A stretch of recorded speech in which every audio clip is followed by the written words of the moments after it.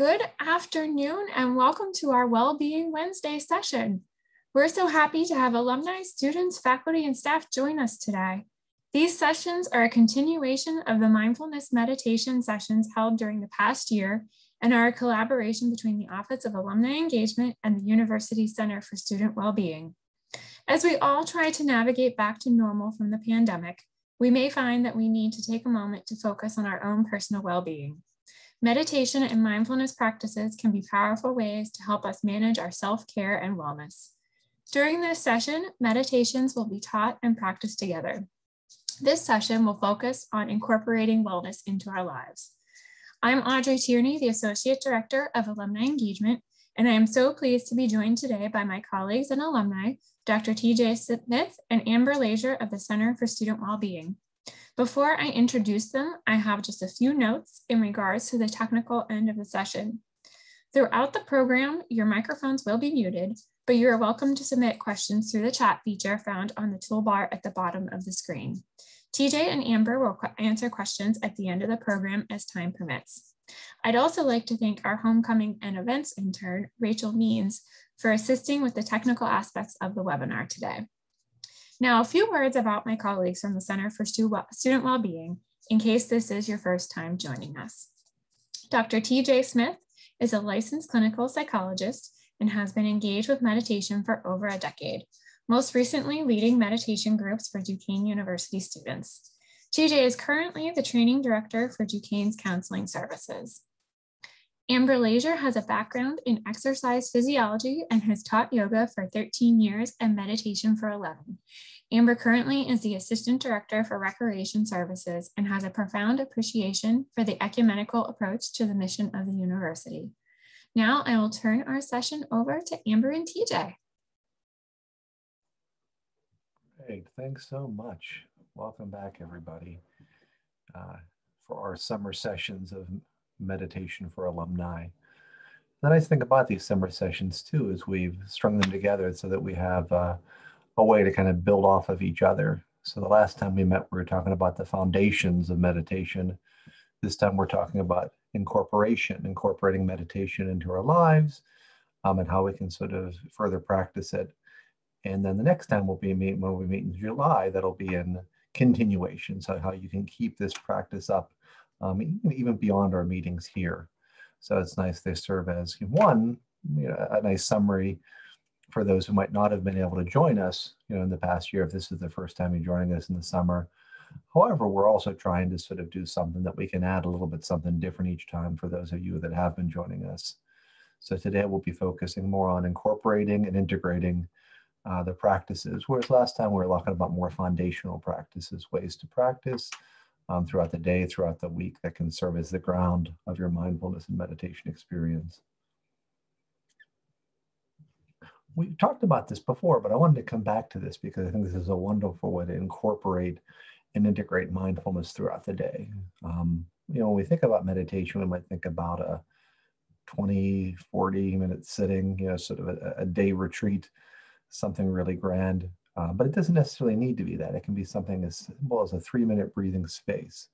So that's what we're going to go over to begin with here, because I think it's a wonderful way to integrate meditation throughout the day, is just to sort of have a brief meditation. It doesn't have to be something very that elongated. This 3-minute breathing space comes to us by way of the mindfulness-based cognitive therapy. So they took the John Kabat-Zinn work, mindfulness-based stress reduction, and they put it in a model that helps with those that might be suffering from stress, anxiety, or depressed moods. I'll go over the 3 elements, and then after I go over the 3 elements, I'll ask you to close your eyes and we can actually involve ourselves in a 3-minute breathing space. So the first element is become aware. So in the 3-minute breathing space, you're becoming awareness of your experience right now. And you're experiencing whatever's going on in the moment. So you're becoming aware of thoughts, things that you might be thinking, different things you're thinking about.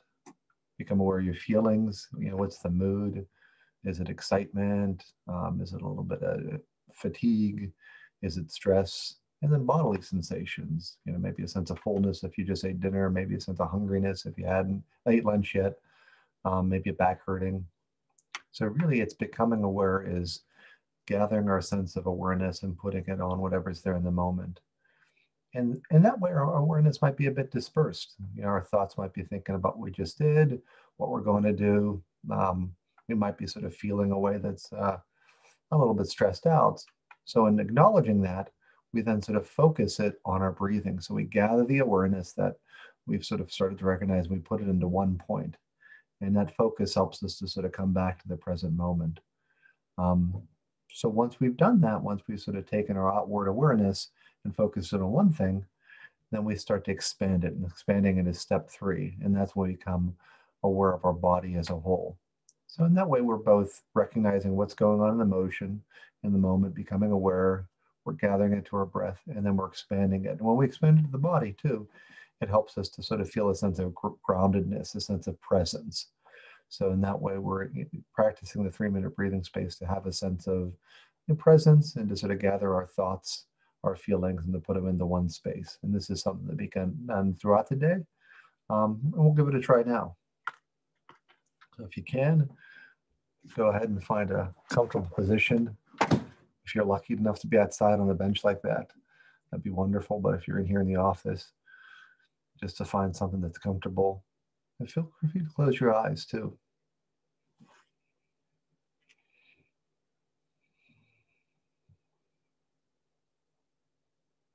And start by becoming aware, becoming more aware of how things are in this moment. You can deliberately adopt a erect and dignified posture, whether sitting on a chair most likely, or even if you're standing or sitting on the ground.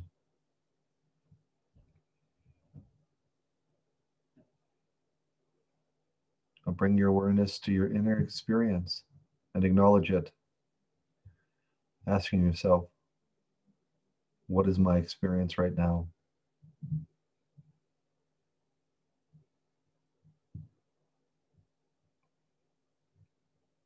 What thoughts are going through the mind? As best you can, acknowledge the thoughts as mental events, perhaps putting them into words.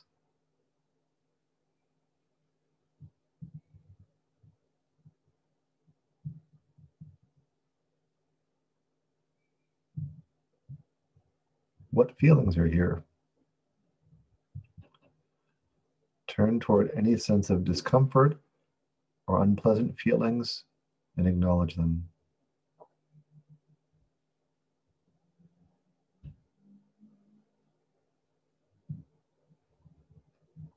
What bodily sensations are here right now? Perhaps quickly scan the body to pick up any sensations of tightness or bracing, acknowledging the sensations.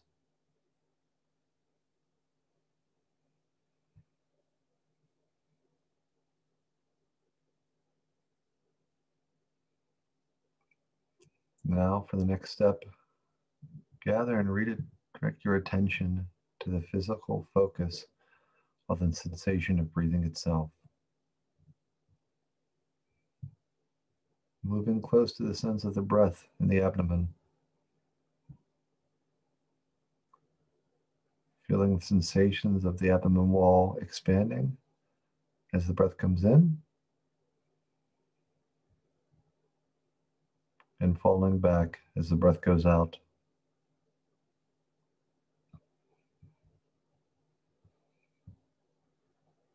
Follow the breath all the way in and all the way out.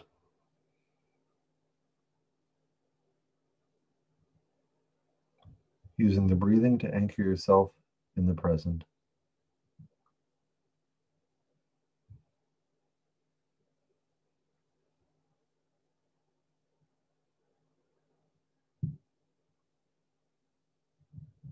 Moving on to the next step. Expand the field of your awareness around the breathing so that it includes a sense of your body as a whole, your posture, and your facial expression.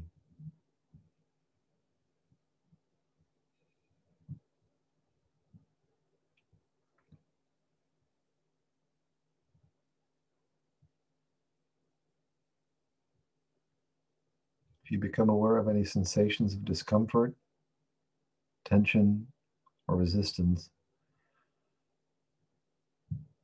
take your awareness there by breathing into them on the in-breath.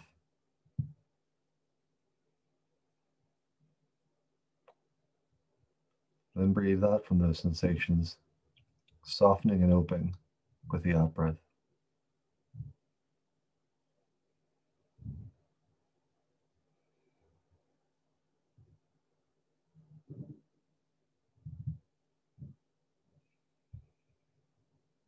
Now, as best you can, bring this expanding awareness to the next moments of your day, this hour, into the afternoon, into the evening. And when you're ready, go ahead and open up your eyes.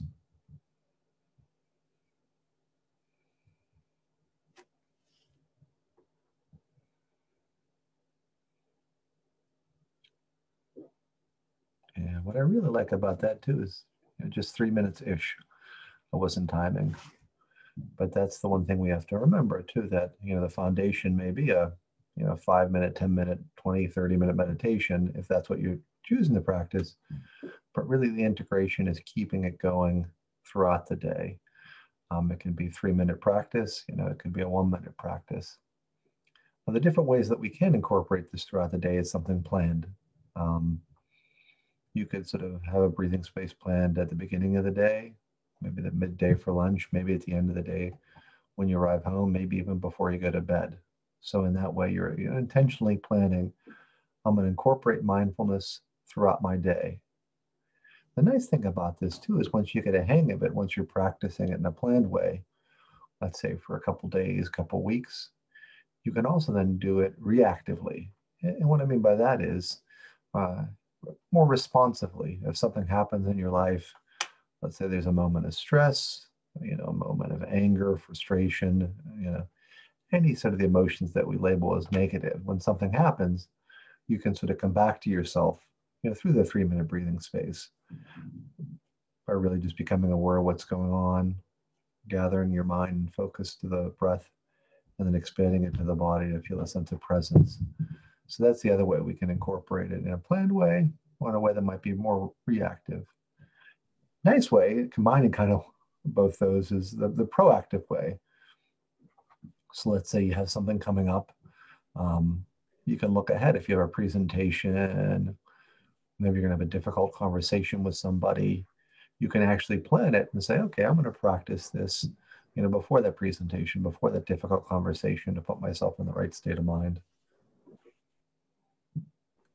And I enjoy this a lot, TJ, because it is only 3 minutes. So it's something that perhaps we don't have that 30-minute space to sit in quiet reflection every day, but we can squeeze in 3 minutes here or there. So it's very approachable in the sense that you don't even need to be seated. You could be standing, you could be walking. So I really appreciate you taking the time to walk us through that and actually practice it. Definitely. Yeah, like, from the exercise side, I think they say, if you can't exercise for 30 minutes, maybe do intervals of 10 minutes, right? Yeah, I guess that it's the exact same thing. So we can take that with a meditation practice. If that sort of longer one doesn't work, you can do the shorter interval practices. And interestingly enough, from the exercise side of things, it can be more beneficial to you to break it up into 3 separate 10-minute stints, because it gets you out of that routine of sitting, and metabolism drops, and it gets you more into the practice of incorporating movement into your day. So eventually that becomes a habit. And it's just like that with mindfulness. Mm-hmm. You practice it, you might find yourself, if there's a day that you haven't done it, you might find yourself wondering, what am I missing right now? Oh, I'm not practicing mindfulness. I'm not being as mindful. So it can be helpful to break it up. Definitely.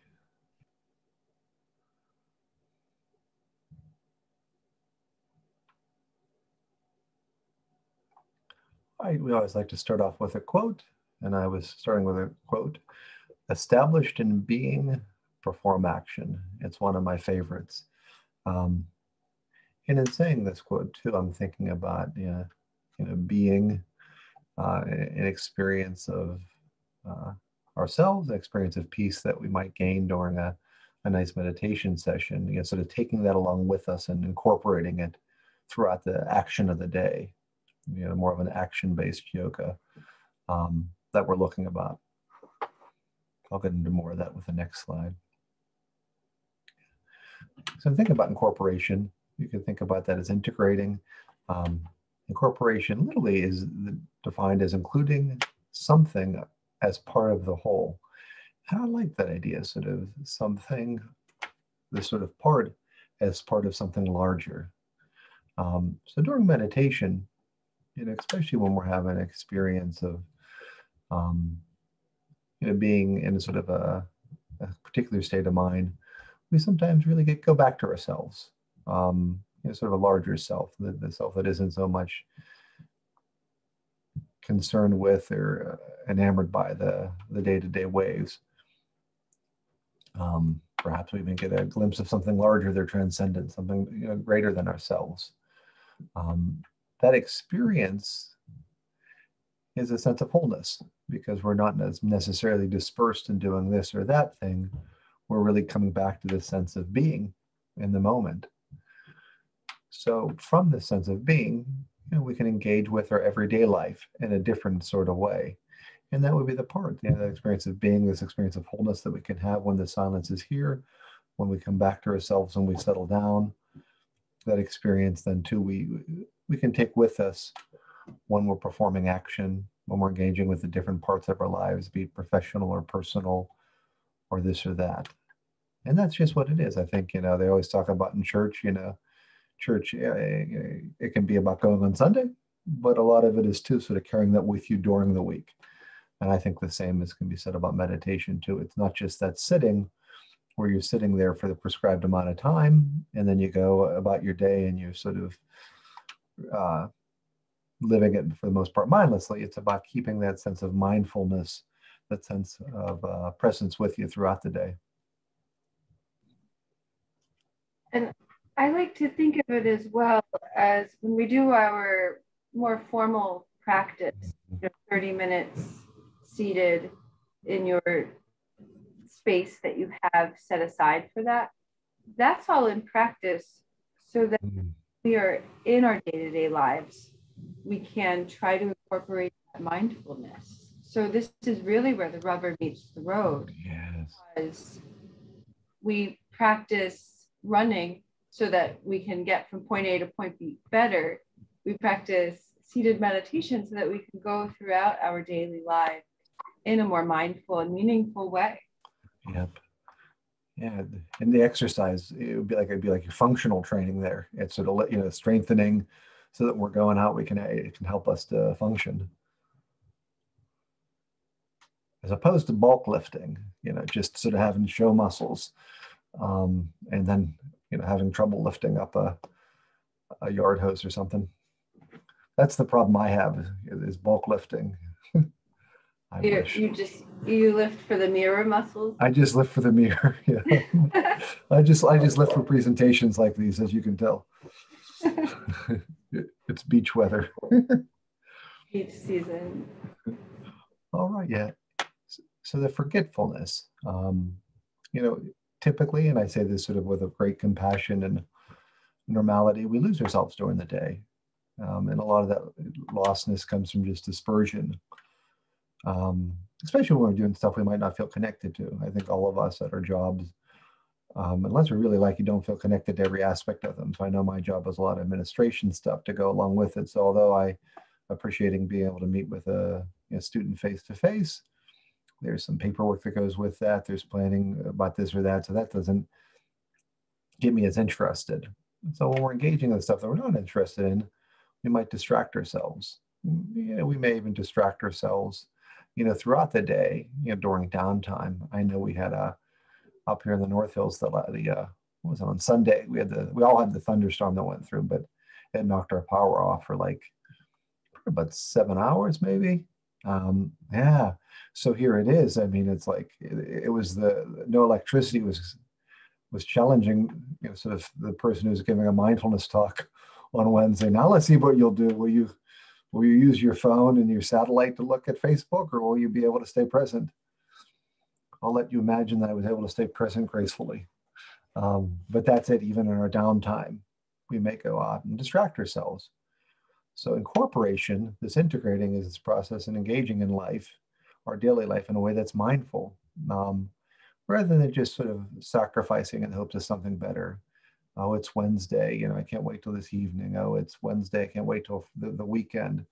Oh, it's summer, I can't wait till vacation. So it's always sort of this moving onto the betterness as opposed to being present in the here and now. So the key is to incorporate mindfulness throughout the day so we can more intentionally stay grounded in ourselves. And the biggest thing is that we can deliberately make choices that express ourselves. So that at that point of the day, when we're grounded in mindfulness, maybe it is a time that I really want to go and look at YouTube and watch this music video that I've been really digging lately. And that'll be a really good experience for me. So that same thing you're doing when done mindfully and deliberately can have a real connection with oneself. I can really resonate with this, TJ. Throughout the pandemic or the lockdown portion of it, where we were all sheltered in place, was just like, this is awful, everything's scary. I'm going to take comfort in, not feeling bad about scrolling the internet for as long as I feel like, watching a ton of Netflix or Prime or whatever. And I can honestly say that it became one of those things that I just got lost in, and it was a distraction. Even though I practice mindfulness and meditation, it's still so easy to fall into those comfort zones that now that I've had to reel it back in, I can't spend all of my time in the digital world. I have Wednesdays actually my TV day where I can catch up on my shows and everything like that. So it's kind of nice once I'm doing it mindfully as opposed to just dropping in on those habits. It gives me a lot more time to be present. So that really did resonate because I feel like I experienced that in real time. Yes, that mindfulness and bringing that to sort of any action can make it deliberate, where you're intentionally having more freedom of choice and then enjoyment too.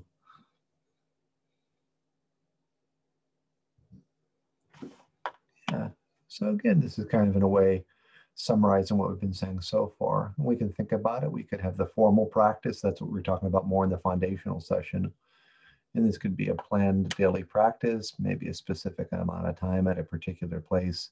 I myself like to do the type of meditation I do. There's a morning meditation and an evening meditation. So I like to sort of do it at the specific time during the day. However, if that's all one is doing is just sort of one specific meditation, that's really gaining the practice. However, it's the informal practice that's necessarily to be a part of it too. And this would be more of the spontaneous, everyday mindfulness that arises organically wherever you are. That would be on the way I was walking to my car yesterday from work, and it was just like being aware of there was a little bit of coolness to the warm breeze, and it was a bit of silence. So it's sort of being open to that experience of presence. Not so much sort of me banking on, I got this meditation coming up, I can just save being, present till then. It really is sort of informally letting yourself be throughout the day. And I guess in a way, the 3-minute mindfulness is somewhere between that too. It could be kind of formal if you're saying, I'm going to practice a bit of mindfulness at these times. And it can be informal if you're practicing it after you might have experienced a certain degree of stress. The key is you need both. When we're really doing the formal practice, we're strengthening it. It is that exercise session. We're really, giving that muscle of attention and presence, and then we apply it during the informal practice when you're walking, when you're cooking. And this is really what the second half of that session is going to be about today, is talking about how to apply it to these different aspects of our life. However, both are needed, because without the formal practice, you're not going to have really a strong informal practice. If you're just doing it informally, it won't be as easy But without the informal practice, there really is no point. If we're just sort of mindful for 15 minutes a day and then the rest of the day we're dispersed, it really doesn't bode well. So you need both formal and informal practices. Need to keep bringing this back to exercise, but this is very relevant because they're on the same vein. It's just like functional training. Yes. Formal training. You know, we train functionally by just living our lives. But if we constantly do, if my job involves me digging a lot, I'm only using those digging muscles. Whereas if I don't balance it out, I set myself up for injury. So you can't have one without the other. They really complement one another so much. And it's the exact same way with formal and informal practices. Yes. Yeah, you need the foundations and you need to incorporate. You need them both.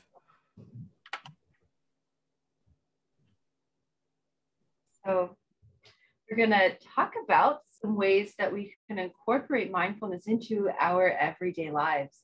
And there is no enlightenment outside of daily life. So I chose these pictures in the slide of, you know, the grocery, sitting in traffic, typing at work, or doing things that we might view as mundane, but really we can turn those into spaces where we're cultivating a sense of presence about them and reminding ourselves of how amazing it is that I have choices. I can choose between my cans of peas, or even canned peas versus frozen peas versus live. That's not the right word. The produce section peas. I'm sure there's a word for that. So, you know, it's those areas that we might view as mundane that are actually great grounds for us to build a foundation of our informal practice. So we're going to look at a few areas representative of our daily life. And in these, we might not always be present, but hopefully as we consider them today, we'll find ways that we can bring presence into those situations. And not all of them will be germane to you in your life, but perhaps there's something in your life that you can work it into. So I want us to just consider for a moment some of those habits that we do every day, or some of those areas that we find ourselves in every single day. Maybe it's doing the dishes, or if you have a dishwasher, maybe it's loading the dishwasher. Maybe it's, you know, you have your habit of vacuuming every other day, or pet care, or any of those things. So try to make yourself a mental list of those things that you might view as a chore that you find yourself falling into on a, if not daily, regular basis.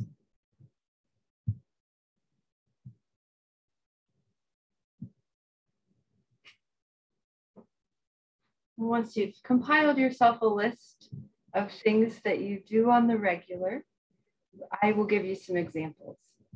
So chances are we are able to walk or transport ourselves from point A to point B in some manner, whether it's away from the car, to your job site, to your schooling area, or just from your living room to the kitchen. During those times, walking can be used as a focal point for meditation. Labyrinths were created for the act of walking meditation. And when we do walking meditation, there's a formal practice, but there's also an informal practice. And the informal practice is focusing on the here and now. What does it feel like to step on the ground where you're stepping? What does the ground feel like? What does the air around you feel like? What does it smell like? What are you seeing all around you? And so you're really just tuning into those five senses focused on the sensation of walking. And then you may notice changes in your body. Do your hips feel differently from one side to the other when you step with the left foot versus the right foot? Does your breathing change? Does your heart rate change? Maybe your temperature changes. All of those things are happening in our body. But oftentimes when we find ourselves walking, especially if it's at a distance, our mind is on where we're going, perhaps, or where we just left, and we're not focused on the here and now. We're using that time because walking is so commonplace that we're not thinking about the mechanics of it anymore.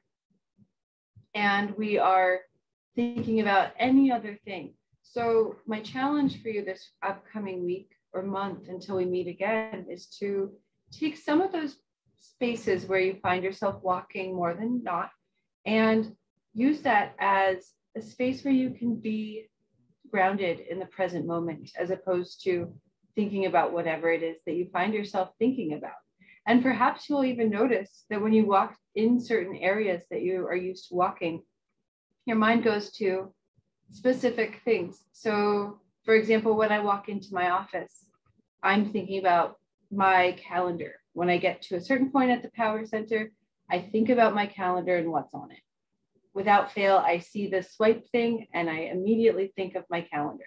Don't know why that happens, but it is something to be aware of. And I could change that by just trying to really focus on the present moment. And focusing on where my focus is also being present.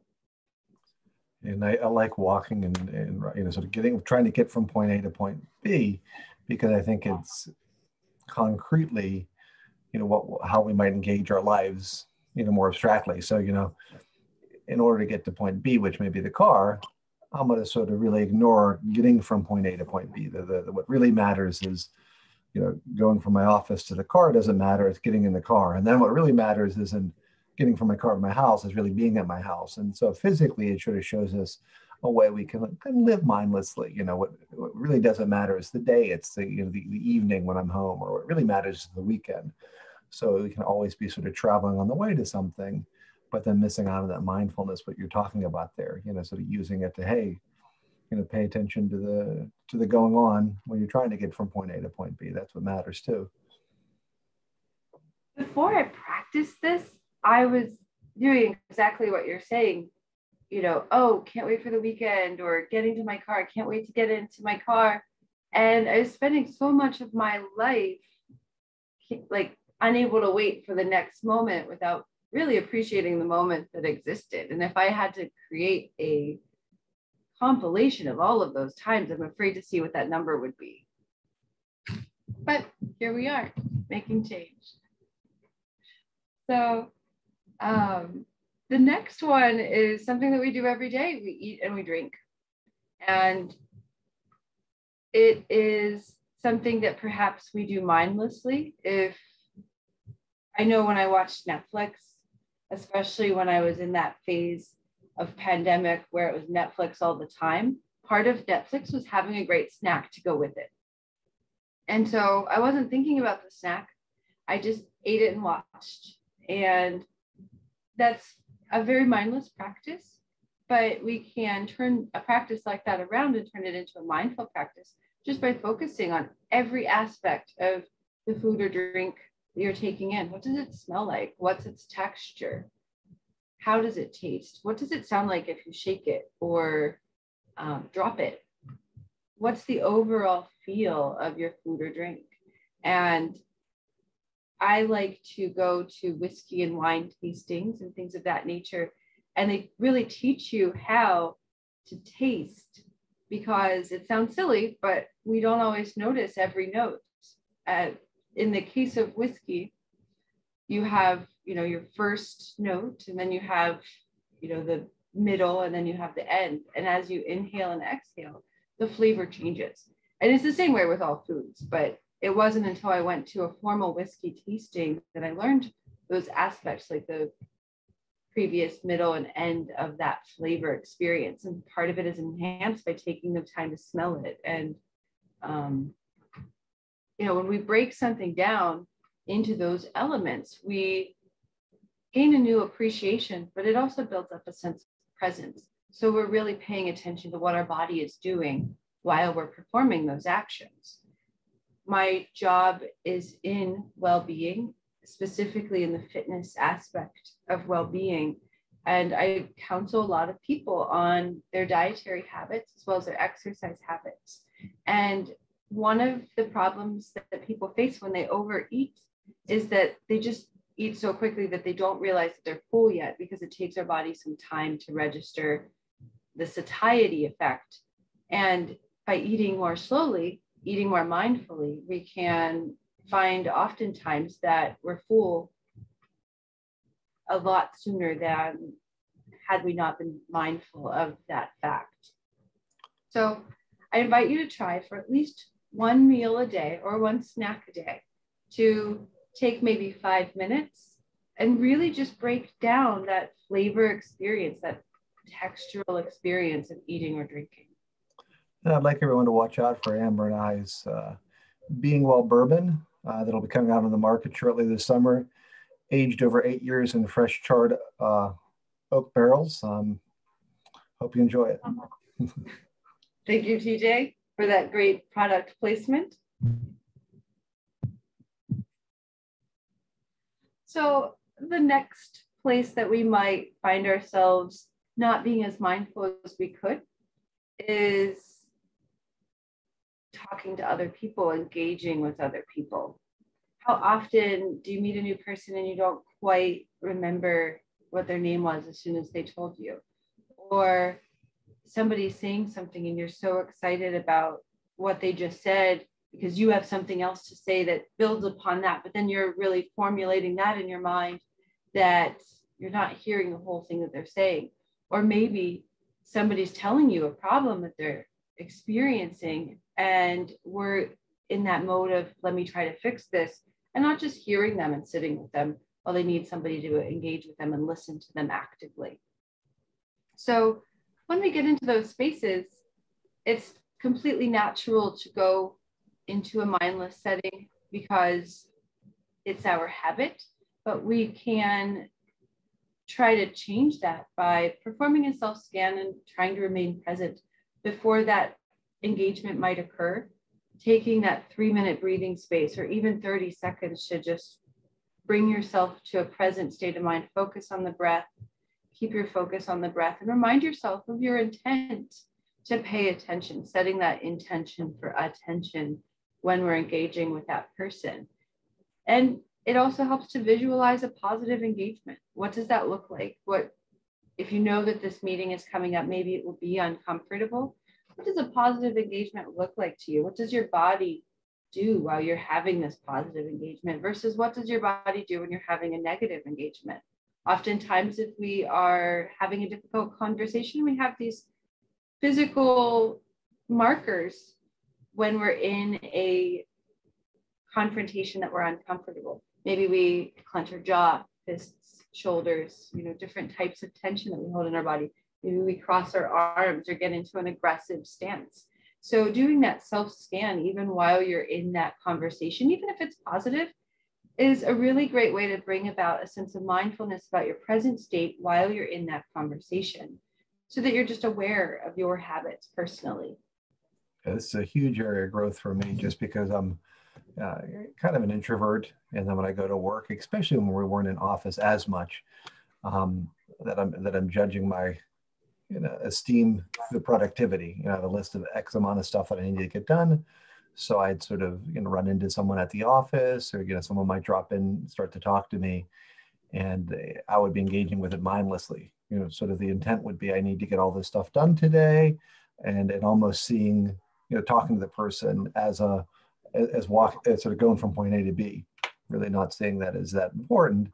Again, like the people that I work with, it's almost like the prioritizing on productivity to try to get things done, which understandably makes sense, until I tried to start slowing myself down and reminding myself, hey, it's okay to enjoy the conversation talking to somebody. It's okay to nurture another aspect of my life, which would be the social dimension of being at work. It doesn't always have to be completing stuff. And I think that's helped me taking those steps, trying to be more mindful talking as opposed to talking to sort of get something else done afterwards. Absolutely. Thank you for that. If we're at home, we have chores that we do every day. And they might vary from home to home and whatever responsibility that you have. But chances are there are some routine tasks that you perform on a daily basis, or at least several times per week. So we could use those tasks, and rather than being focused on just completing it so that you can get to the next thing, just like TJ was saying, can't wait to get to my car so I can go home, or can't wait for the weekend, rather than rushing through it to get to the next fun thing that you have on your itinerary. Try to be present and notice it. And it might even bring forth a sense of gratitude. I'm happy, I hate cutting the grass, but I'm happy that I have a yard. I'm happy that I have a lawnmower that I can use. I'm happy to have the ability to use that lawnmower. Might not like what I'm doing, but you might find some spaces for gratitude to incorporate into those tasks, or cleaning up after people came to visit. How wonderful is it that you can take that time to pick up everything off of the floor, wash everything from everybody stepping in and out of the home, to remind yourself of how lucky we are to have friends and family, and a situation where finally we can start being together again. So we could use those tasks to focus rather on breezing through it to get to your leisure time, and focus on the sense of gratitude, or just being present and taking, just like walking meditation, focusing on the sensation of what it feels like to do this task. What does it smell like when you pull the weeds out of the ground? Or what does it feel like when you are dusting the tops of your shelves? So it makes chore time a little bit more fun, maybe. I'd like you to consider throughout the day our digital habits, because perhaps at the beginning, whenever I invited all of you to consider those things that you do on a daily basis, perhaps one of those things was being on your phone or being on your computer or iPad, whatever device that is your go-to. Maybe that came up. Chances are most of us do spend time on our phones with the smartphone. If you don't have a smartphone, kudos to you for resisting the peer pressure. But I know that a vast majority of people do spend a good deal of time on their cell phones. Look in any waiting room or at the local pool, at every parent that's sitting around the pool. Everybody brings their phone with them, scrolling through, and there's nothing wrong with that. But it's important to be aware of our habits with these devices. So I invite you to do a self-assessment. How often do you reach for your phone? When do you reach for your phone? Is it the first chance that you're not moving? Is it, you get into the grocery line, the people in front of you, okay, I'm going to see what's going on my phone right now. And it's okay if those are things that you do, but it's great to be aware of that. And then I'd like you to take that a step further. Those places where you pull out your phone, where do you go on your phone? Are you a habitual email checker? Do you jump onto social media, Instagram, Facebook, TikTok? Are you a news person? How often do you pull those sites up? And what is it doing for you? Do you feel happier afterwards? Do you feel fulfilled that you didn't see an email, or that you saw an email, or you saw the story on the news? Or is it just something to pass the time? So that's part of the self-assessment. See what your go-to apps are, the sites, timing of those things, when these types of things happened. But then I also want you to consider what you might be missing by being on a device as opposed to being present in that space. So sometimes it is just better to be on that device because there's nothing else going on. You're in a room by yourself waiting for the doctor to come in or something along those lines. And other times, maybe you could take in the scenery a little bit more.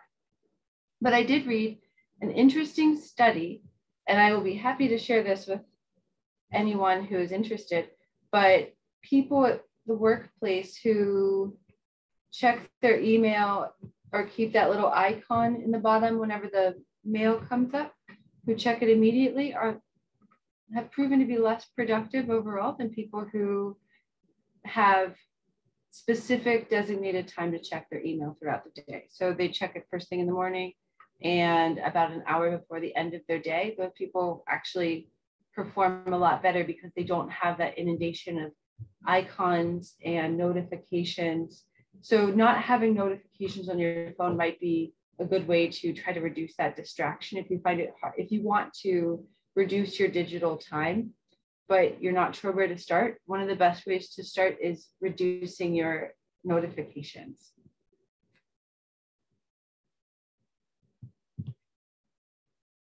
So the final portion of our class today is a brief body scan meditation. Because I talked about a lot of situations where perhaps stress arises or where we might not be as aware of our body. Walking meditation, you might notice that left side feels differently than right side. And so I want you to, we're going to do a body scan meditation, and we're really going to focus on those stress points, because when we find ourselves in a stressful situation, we have these telltale stress responses, and we tend to repeat the same ones over and over again. It might be shoulder tension, it might be fists, it might be jaw tension. So for this mindfulness practice, I want you to pay attention as we go through the different stress points in our body. If you notice that there's an area that feels a little bit more tense than other areas. So I'd like you to find yourself in this comfortable seated position. Close your eyes. Shoulders relaxed away from the ears. Tongue to the roof of the mouth. Breathing in through the nose and out through the nose. There's no right or wrong way to breathe. We're just inhaling and exhaling, however we feel most comfortable.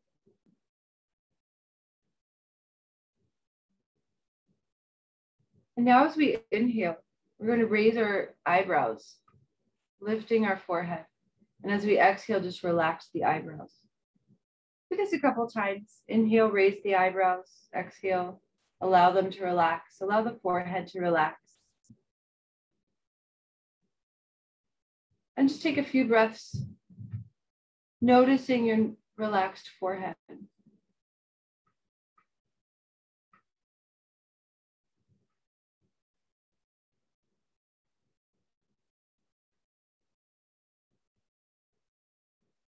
With our next breath, we're going to inhale and clench our teeth. Clench the muscles in your jaw like you're chewing on something. And as you exhale, release. Relax the muscles around the ears, the jaw, all around the mouth. Do that a couple times, as if you're chewing. Inhale, bring the teeth together. Exhale, just relax through the whole lower face, even into the neck.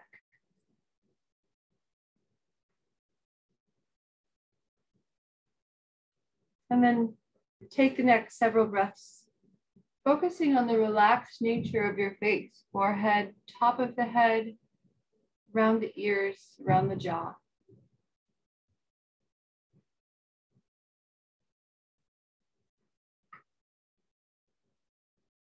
And if you notice tension creeping back in, gently relax it. Allow those muscles to relax.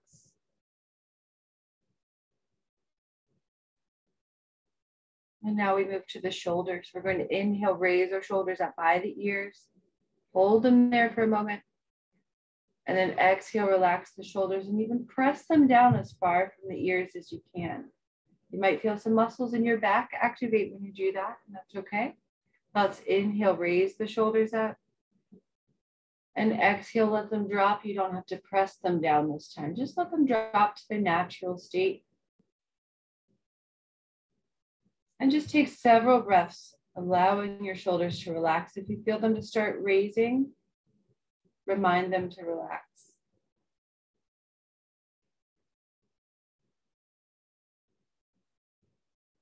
Bringing our awareness down our arms and into our hands. As we inhale, we make a fist, a tight fist. And as we exhale, we relax our hands and arms. Inhale, make a tight fist. Exhale, relax completely.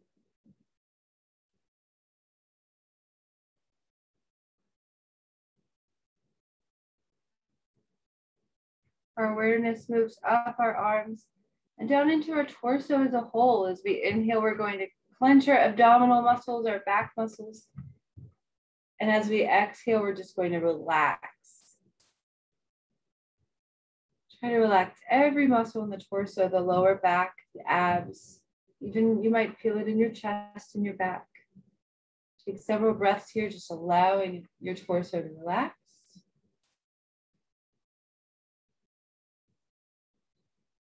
And then we do a brief scan from the crown of our head all the way down to our hips, taking note if any tension crept back in into the abdominals, to the shoulders, into the jaw, forehead. Just allow it to relax. Let your whole upper body feel a little bit heavier as it rests atop your hips and legs.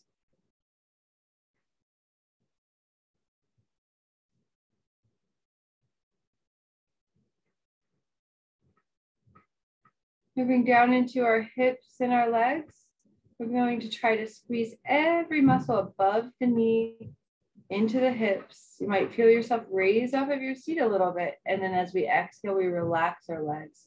Relax your hips. These are the largest muscles in our body.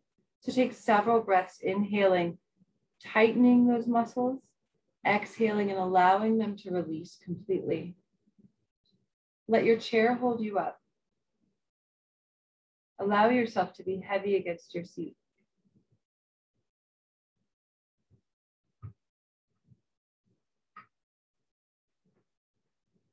And finally, we move our awareness down into our calf muscles and our feet as we tighten our feet, tighten our calves, and then we relax them. You can do this by either crinkling your toes or lifting your toes towards your knees, whatever feels right to you. Inhale, make those muscles tight, and exhale, relax them. Let yourself be as heavy as possible from the top of your head all the way down to the base of your feet. Allowing the ground beneath you and your seats to hold you up. Take notice if any tension crept back in. Forehead, abs, shoulders, hands, legs. Allow yourself to relax with every exhale.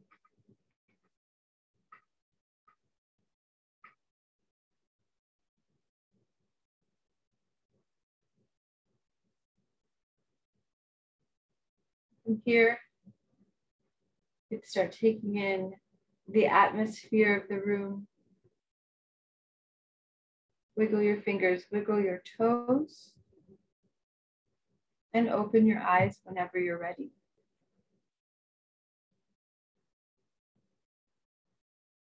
So we focused primarily on common trigger points within our body, places that we might feel stress, and that when we find ourselves getting into a situation where we're uncomfortable, that we tense those muscles. That's a natural response.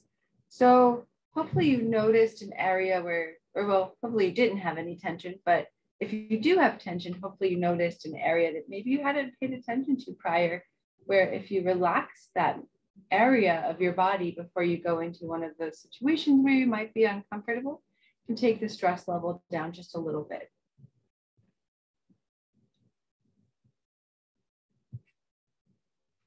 So we appreciate you being here today, being present with us. We practiced different activities that bring about a sense of presence into our day, incorporating mindfulness into those everyday occurrences that we find ourselves in. And I'd like to finish on this poem. I breathe in all that is, awareness expanding, to take everything in as if my heart beats the world into being.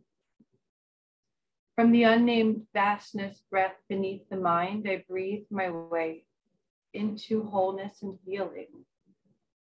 Inhalation, exhalation, each breath a yes, and a letting go, a journey and a coming home. That's from Dana Foltz from Breath of Life.